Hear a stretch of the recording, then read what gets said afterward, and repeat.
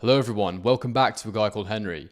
Guys, Canelo Alvarez, Chris Eubank Jr., Sky Sports, what the hell is going on? I've gone online today and I've been seeing all these stories about how Chris Eubank Jr. has signed a partnership with Sky Sports. I'm not quite sure what that means, but we'll get into that. And he's declared he would like to fight Canelo Alvarez. I actually saw rumors of this a few days ago, and I thought it was just a load of rubbish. But it sounds like it might actually be a possibility. Everybody wants to see Canelo Alvarez fight David Benavidez. I think that's a given. So I guess what we'll do in this video is we'll have a chat about Chris Eubank Jr., Canelo, and we'll try and figure out what's going on here. And then we'll play a little game where we try and figure out if there is a way that Eubank Jr. might actually be able to trouble Canelo, because I've had to think about it, and I think I can see a way that he could do it. I'm not sure if it's possible, but let's get into it.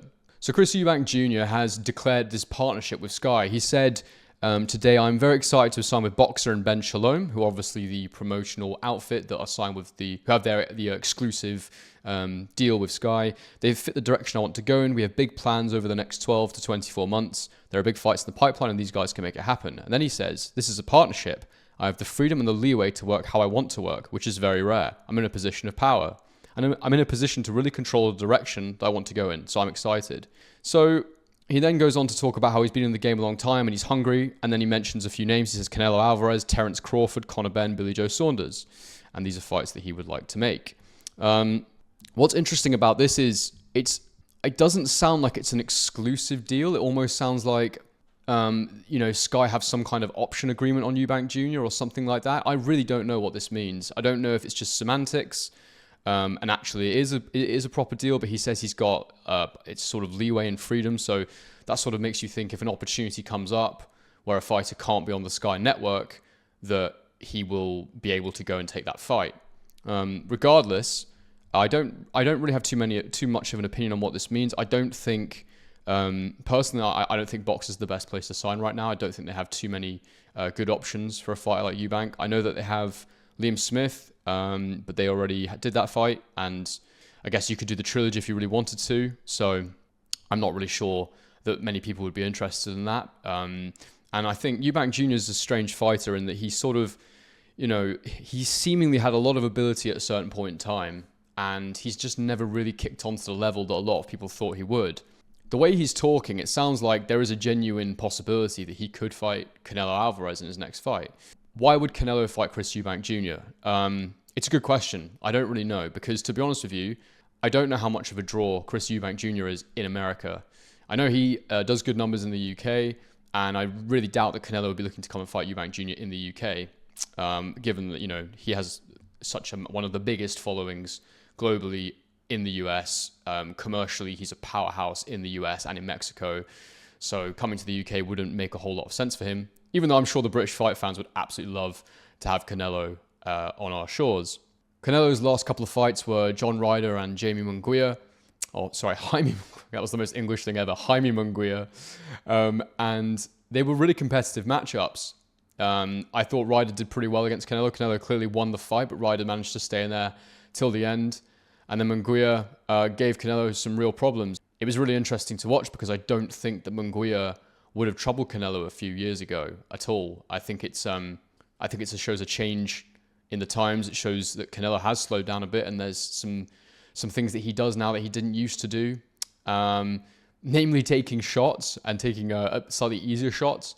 And I think since that Bivol loss, it's sort of encouraging guys to try and throw more combinations when they face him. Now, David Benavidez has been his WBC mandatory for quite a long time now, and that is the fight that we all want to see. Benavidez is a really exciting fighter. We've seen him in there with Demetrius Andrade. We've seen him with Caleb Plant, and recently we saw him against Vosdik, an older Vosdik, an upper weight division. But he is a really good fighter to watch, really exciting, and I think he would give Canelo a lot of problems. I'm not saying Canelo doesn't win that fight, by the way, because I do think there would be a lot of opportunities for Canelo, because I think that Benavidez he's a really interesting fighter, because when you watch him, he's obviously got immense skill. He has good power, really good jab, but he does look a little bit reckless at times, and he does throw quite long. And so I do think that there would be opportunities for Canelo to capitalize on that and to try and counter him with slips and maneuvering his body into positions where he can land clean power shots. So I don't think it's a given that Canelo loses that fight, but I think it's one that Canelo looks at. I don't think he's scared of it, but he probably looks at it and goes, that's a hard night's work. And even if I'm going to beat him, it's going to be a really, really hard night's work. So why Eubank Jr.? Honestly, I'm not really sure. Maybe Canelo looks at it and goes, this guy's got a big enough name and it's a bit of an easy touch for me. I really fancy this fight. And I think one of the reasons he might fancy that fight is because historically Eubank Jr. doesn't have huge punching power. If you look at Canelo's fight against Munguia, I actually think you can compare the two fighters a little bit. I think Munguia, naturally a bit smaller than Eubank Jr. because he actually came up for 154 pounds a few years ago. He moved up to middleweight and then up to super middle, where he eventually got to take on Canelo, and we all saw how that went. Canelo got the win on points.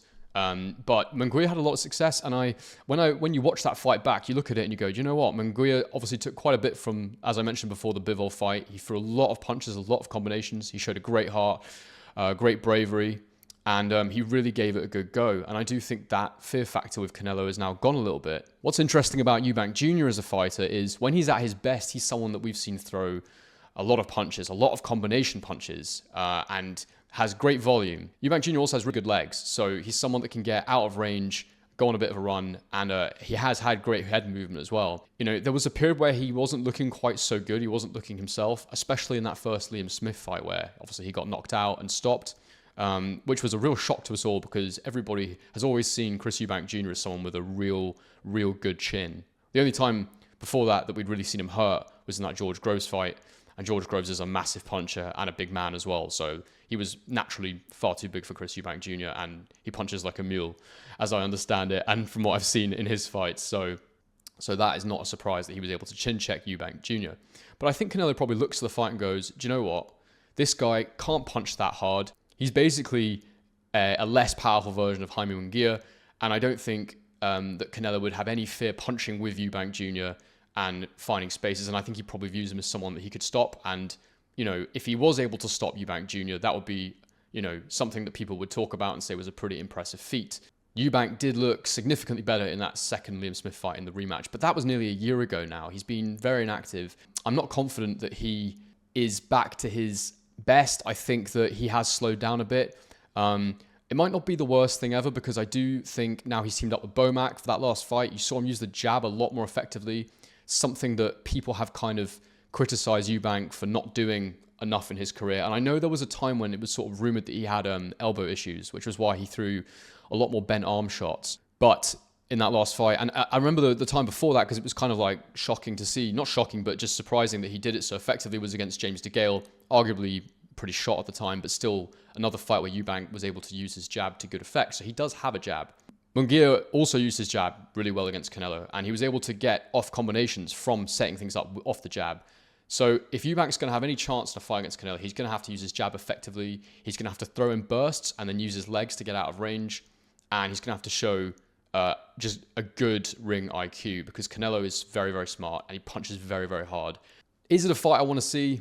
I'll be honest, it's not one I care for. I think that whilst Canelo has slowed down a bit, I still see this as a pretty routine win for him. I can't see Eubank troubling him too much. I think Eubank will look really good in patches because I think he will have the opportunity to fire off those fast combinations.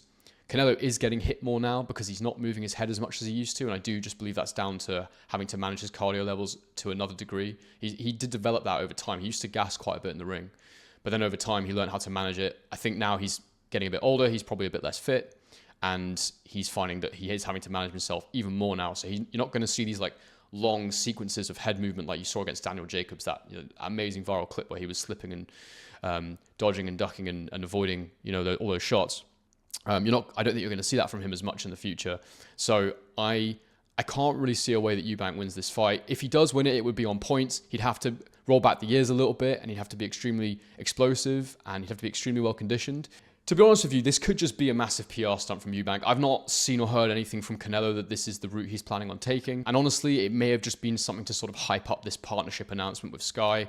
I don't really know who I want to see Eubank fight next. I would like to see him win a legitimate world title to sort of, when we look back on his career for the history books, to say this guy was a bona fide world champion at either middle or super middleweight. I think that would be, a fitting accolade for Eubank Jr. because I do think he's good enough to have been a world champion in this era, but he sort of prioritized money fights, and who can blame him? But that's just me personally as a boxing fan. That's something I'd like to see. For Canelo, I just want to see that Benavidez fight. I'm not really interested in anything else right now because that is the guy at super middleweight, and that is where Canelo is campaigning. So that's what I'd really like to see. That Benavidez fight would just be an absolute barnstorm where they're both going to land big shots. Maybe Canelo's looking at it and thinking that's the one that sort of I finish on, and it'll be a huge money fight, both Mexican. It would just be ridiculous. It'd be such a big event. It'd be so exciting. So I hope that that's where we end up. But for now, it's looking more likely that it'll be Eubank Jr. as that's the name being mentioned. So we'll see what happens, and we'll see what this Sky partnership thing is all about. Just wanted to make this quick video because I'm someone who's watched Eubank Jr. for a long time. He's a fighter that I was actually really excited about him when he came through, and I feel like he's never quite got to where I thought he would. Anyway, I just wanted to make this quick video to discuss it. I mean, we'll go into more detail if indeed the fight does get announced, but just wanted to do a quick thought exercise on how I sort of think that would play out. And yeah, we'll see what this Sky partnership's all about as well, because I'm not clear what that exactly means, but we'll see what happens. I am planning on doing one or two more videos this week probably. I'm also making short content, and I want to say thank you so much to everybody who watched my Shakur Stevenson analysis.